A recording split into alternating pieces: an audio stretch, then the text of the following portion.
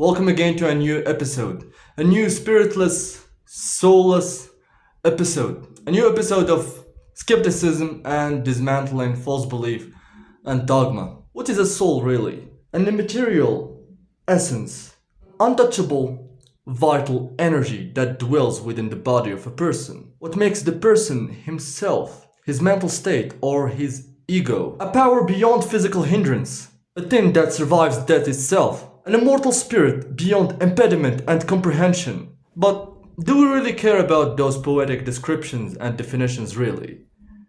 All you care about as a skeptic or as a curious person is, does this thing really exist in reality?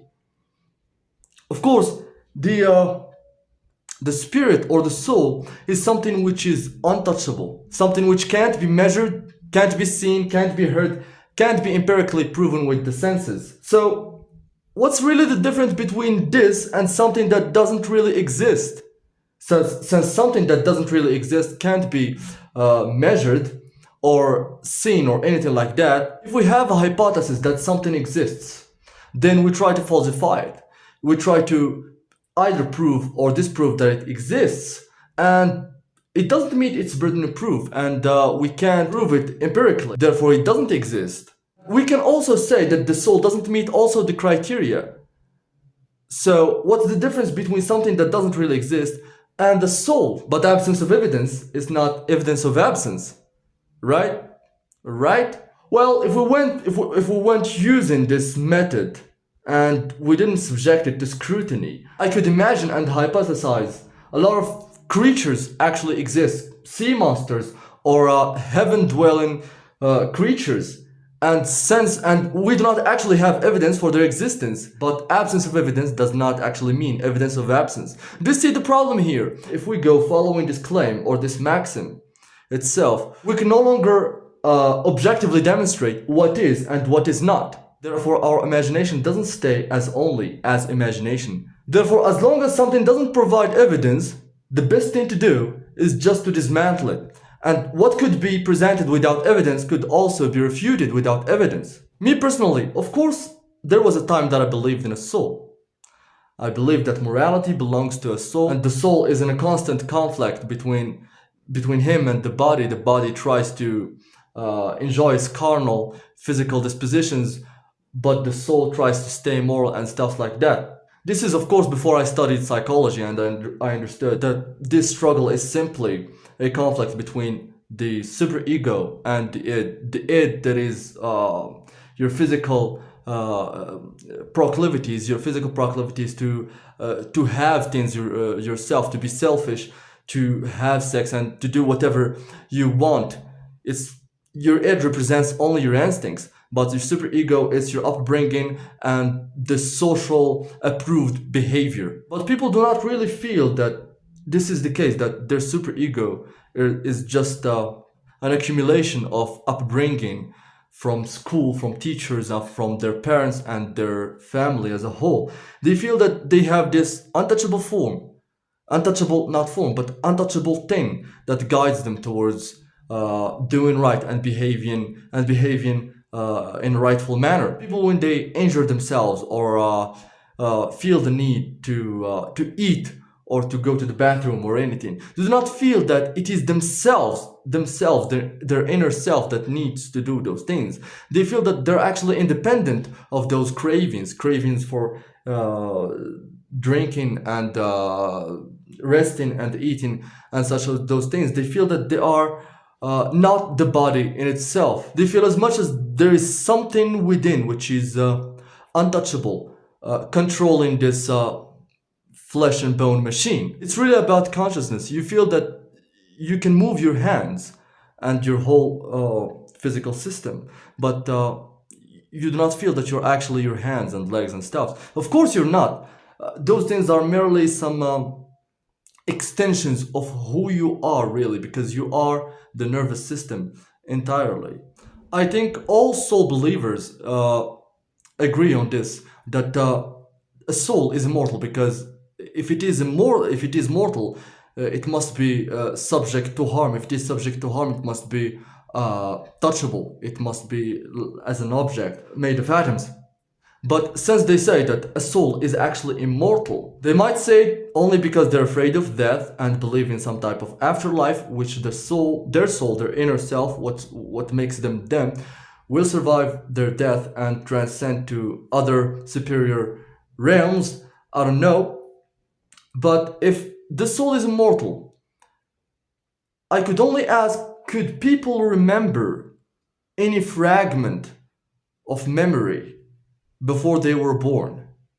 Of course they could not. People do not even can remember before the age of 5 or 4, because I believe that consciousness is not that much developed right there. If this soul actually existed before being in a body, why does it even need a body?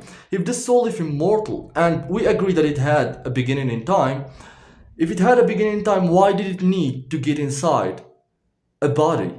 And why are people subject to change? If we have a untouchable thing, a vital essence that is not concrete, it must be constant, be not subject to change. But people change. You yourself as a child is not you. I could say you yourself as a person of 20 years old. Just one experience might change your whole character.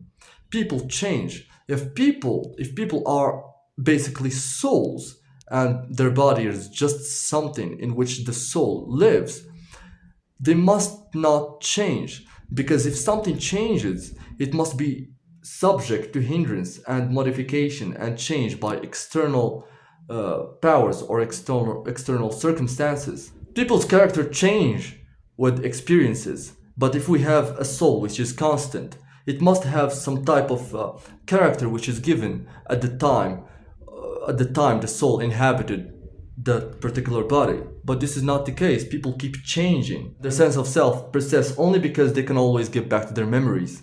It's not that their self is actually constant and doesn't change.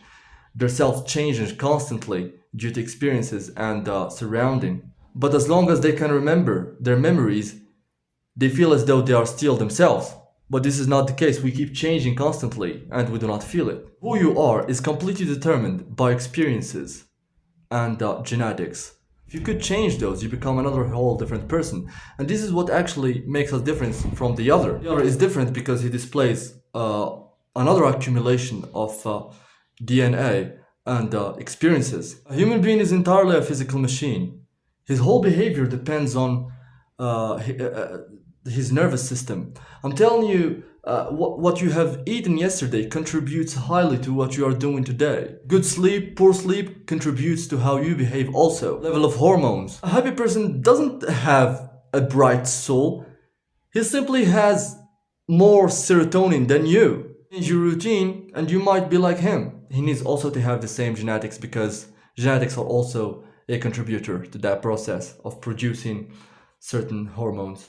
In psychoanalysis, therapists actually dig deep into your childhood and your past experiences, trying to see what's wrong. Therefore, you are subject to those experiences and past traumas and memories. Neuroscience, doctors actually diagnose your brain, try to see if anything is wrong with how your brain operates. There is no spirit science or soul science, there is only neuroscience. People go to the pharmacy, get some pills, be happier, be calmer, be more relaxed. What you are is nothing but chemical processes, basically complex neuron activity that gives rise to your consciousness. Before you were born, there was no brain to accumulate your genetics and experiences, therefore there was no you. This idea of soul is very actually pleasant, because people want to survive death, want to have some type of afterlife, and want exactly to have free will. They don't like being controlled by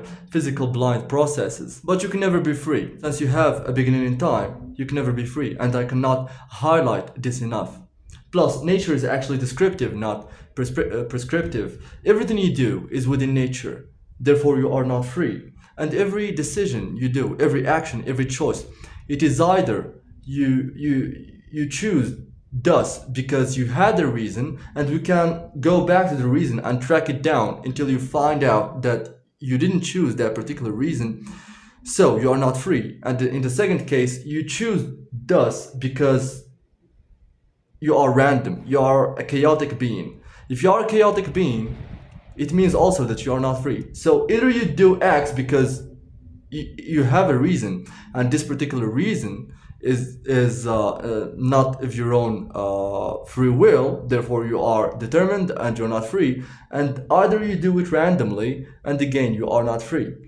As long as you start in time, you become impeded by time and location, genetics, and society and experiences and stuff. The existence of a soul doesn't make it actually any better. If a soul exists, if it must come from a source, from a higher source that actually gives it. Now, for something to be, it needs to have attributes. Everything has attributes. Those attributes give a definition to the thing we're talking about. So, in order for it to be a thing and in order for it to exist, must have attributes. If it has those attributes, of course he cannot choose those attributes because he cannot exist before he exists. Therefore something else must give it those attributes.